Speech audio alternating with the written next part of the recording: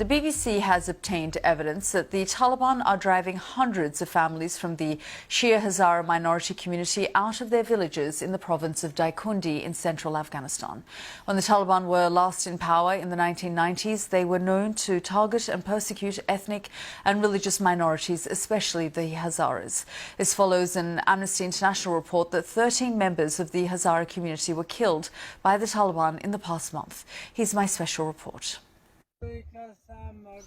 Daikundi, 400 kilometres southwest of Kabul, home to the Hazaras from the minority Shia Muslim community.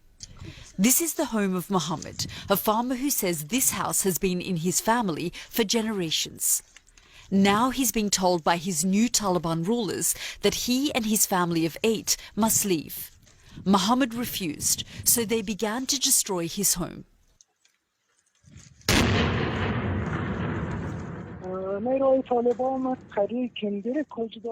They didn't give us any reason. They said these lands are ours and you should leave. That was our family home. This was an empty land when my grandfather built our home in it more than half a century ago. I was born here.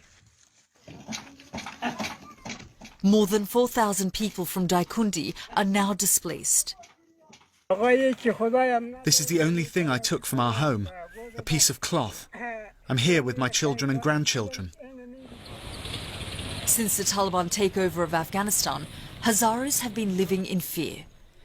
When the Taliban were last in power in the 1990s, they had a history of persecuting ethnic and religious minorities, especially the Hazaras. Since the beginning of September, Taliban fighters have claimed ownership of about 20 Hazara villages, claiming the families have lived here illegally. These villagers say they've got all the right documentation. The Taliban gave us 9 days to evacuate and leave our houses. They said if you don't move out, we will punish you, and you cannot complain. We want our rights. This is our home. According to local community leaders, thousands of people are now homeless. They're living in valleys, riversides and caves.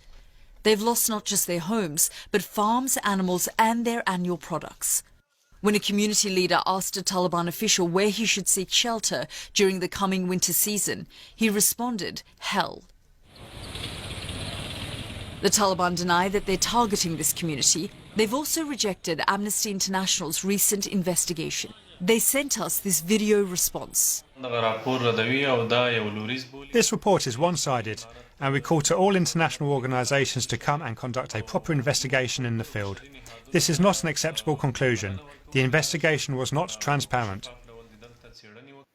The Hazaras of Daikundi have had little choice but to flee, taking whatever little possessions they could carry. What they can't escape now is the harsh winter and humanitarian crisis that is unfolding. Yalda Hakim, BBC News. Well, earlier I spoke to Dunishikia Disanayakaya, who is Amnesty International's Deputy South Asia Director. She gave me details on the Amnesty International investigation. What we found is that we have evidence of 9 Hazaras who were executed, former government security forces by the Taliban, along with 4 others, 2 of whom were civilians who were shot when they were trying to escape. And this, in our view, points to a much larger scale of violence that's ongoing in Afghanistan. Just tell us a little bit more about how you came to those conclusions. So we have viewed video evidence, we have looked at photographs that have been shared both on social media and with contacts and sources in Afghanistan. We have interviewed people who have seen some of the bodies of those who were killed. We've also looked at photos of grave sites where some of those who were killed were buried, and we have cross-referenced all of this evidence to arrive at the conclusion that these killings in fact did take place. The Taliban have rejected your report. We spoke to them and they've said it's not transparent and that any international organisation is welcome to come and investigate themselves. How do you respond to that? We have attempted to reach the Taliban before. On 21st of September, we produced a report listing a litany of abuses that the Taliban have committed just in the days since they took over. We never received a response. And for them to now say that this was not transparent is not acceptable in our view. The best way to show the world that they are not committing human rights abuses is really to permit the international community to monitor human rights abuses that are taking place.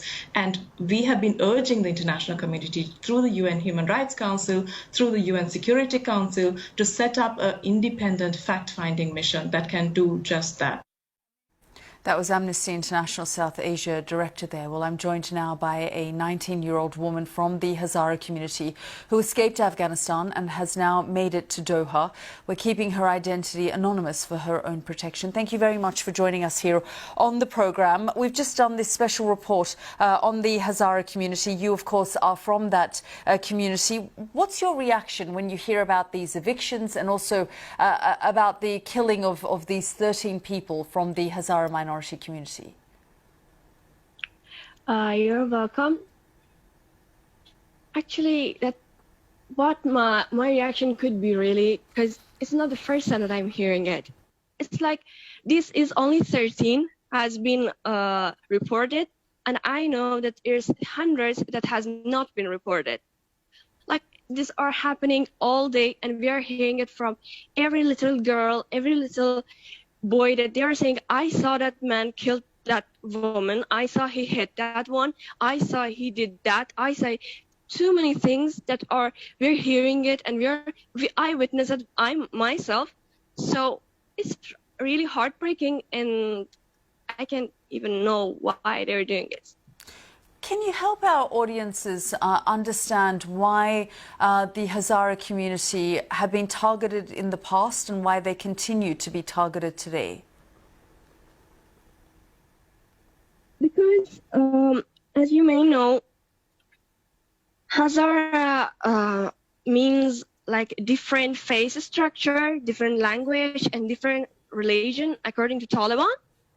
And they just want to delete us. I mean, maybe because we're different from them. The language is different, our face structure is different. I can't understand why they're doing this, but maybe that's why we're different from them.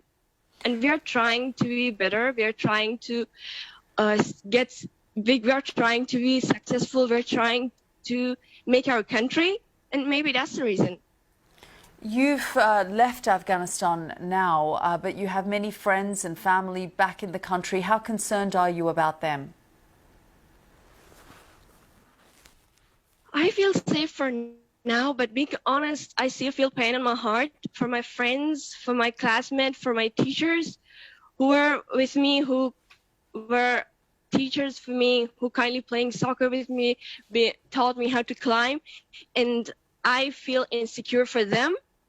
Like I evacate country. I am out of country, but I left my home. Everything that I had there, just for a moment, I just had to leave my country. They told me it's your only chance to get out of country.